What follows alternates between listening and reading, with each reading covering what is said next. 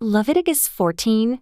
The Lord said to Moses, "These are the regulations for any diseased person at the time of their ceremonial cleansing. When they are brought to the priest is to go outside the camp and examine them. If they have been healed of their defiling skin disease, the priest shall order that 2 live clean birds and some cedar wood, scarlet yarn, and hyssop be brought for the person to be cleansed. Then the priest shall order that one of the birds be killed over fresh water in a clay pot. He is then to take the live bird and dip it, together with the cedar wood, the scarlet yarn, and the hyssop, into the blood of the bird that was killed over the fresh water. 7 times he shall sprinkle the one to be cleansed of the defiling disease, and then pronounce them clean. After that, he is to release the live bird in the open fields. The person to be cleansed must wash their clothes, shave off all their hair, and bathe with water, then they will be ceremonially clean. After this they may come into the camp, but they must stay outside their tent for 7 days. On the 7th day they must shave off all their hair, they must shave their head, their beard, their eyebrows, and the rest of their hair. They must wash their clothes and bathe themselves with water, and they will be clean.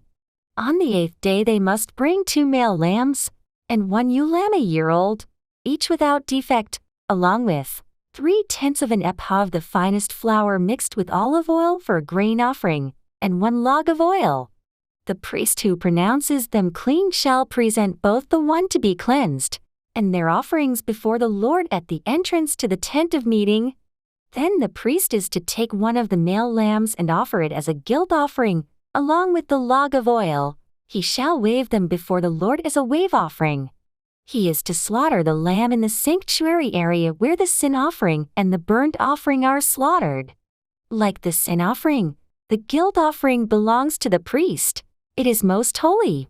The priest is to take some of the blood of the guilt offering and put it on the lobe of the right ear of the one to be cleansed, on the thumb of their right hand, and on the big toe of their right foot.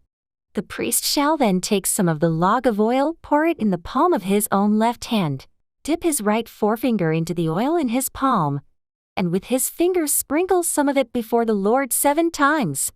The priest is to put some of the oil remaining in his palm on the lobe of the right ear of the one to be cleansed, on the thumb of their right hand, and on the big toe of their right foot, on top of the blood of the guilt offering. The rest of the oil in his palm the priest shall put on the head of the one to be cleansed, and make atonement for them before the Lord. Then the priest is to sacrifice the sin offering and make atonement for the one to be cleansed from their uncleanness. After that, the priest shall slaughter the burnt offering, and offer it on the altar together with the grain offering, and make atonement for them, and they will be clean. If, however, they are poor, and cannot afford these, they must take 1 male lamb as a guilt offering to be waved to make atonement for them, together with 1/10 of an ephah of the finest flour, mixed with olive oil for a grain offering, a log of oil, and 2 doves or 2 young pigeons, such as they can afford, one for a sin offering and the other for a burnt offering. On the 8th day, they must bring them for their cleansing to the priest at the entrance to the tent of meeting before the Lord. The priest is to take the lamb for the guilt offering together with the log of oil, and wave them before the Lord as a wave offering. He shall slaughter the lamb for the guilt offering, and take some of its blood and put it on the lobe of the right ear of the one to be cleansed, on the thumb of their right hand, and on the big toe of their right foot. The priest is to pour some of the oil into the palm of his own left hand, and with his right forefinger sprinkle some of the oil from his palm 7 times before the Lord. Some of the oil in his palm he is to put on the same places.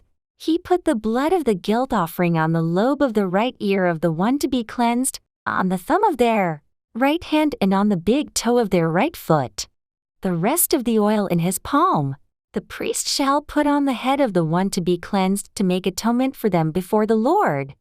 Then he shall sacrifice the doves or the young pigeons, such as the person can afford, one as a sin offering and the other as a burnt offering, together with the grain offering.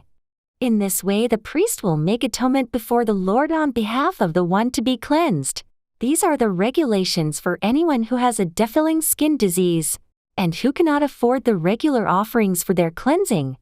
The Lord said to Moses and Aaron, "When you enter the land of Canaan, which I am giving you as your possession, and I put a spreading mold in a house in that land, the owner of the house must go and tell the priest, 'I have seen something that looks like a defiling mold in my house.' The priest is to order the house to be emptied before he goes in to examine the mold, so that nothing in the house will be pronounced unclean. After this, the priest is to go in and inspect the house. He is to examine the mold on the walls, and if it has greenish or reddish depressions that appear to be deeper than the surface of the wall, the priest shall go out the doorway of the house and close it up for 7 days. On the 7th day the priest shall return to inspect the house. If the mold has spread on the walls, he is to order that the contaminated stones be torn out and thrown into an unclean place outside the town. He must have all the inside walls of the house scraped, and the material that is scraped off dumped into an unclean place outside the town. Then they are to take other stones to replace these and take new clay and plaster the house. If the defiling mold reappears in the house after the stones have been torn out and the house scraped and plastered, the priest is to go and examine it, and, if the mold has spread in the house, it is a persistent defiling mold, the house is unclean. It must be torn down, its stones, timbers, and all the plaster, and taken out of the town to an unclean place. Anyone who goes into the house while it is closed up will be unclean till evening. Anyone who sleeps or eats in the house must wash their clothes. But if the priest comes to examine it and the mold has not spread after the house has been plastered, he shall pronounce the house clean, because the defiling mold is gone. To purify the house he is to take 2 birds and some cedar wood, scarlet yarn, and hyssop. He shall kill one of the birds over fresh water in a clay pot. Then he is to take the cedar wood, the hyssop, the scarlet yarn, and the live bird, dip them into the blood of the dead bird and the fresh water, and sprinkle the house 7 times. He shall purify the house with the bird's blood, the fresh water, the live bird, the cedar wood, the hyssop, and the scarlet yarn. Then he is to release the live bird in the open fields outside the town. In this way he will make atonement for the house, and it will be clean. These are the regulations for any defiling skin disease, for a sore, for defiling molds in fabric or in a house, and for a swelling, a rash, or a shiny spot, to determine when something is clean or unclean. These are the regulations for defiling skin diseases and defiling molds.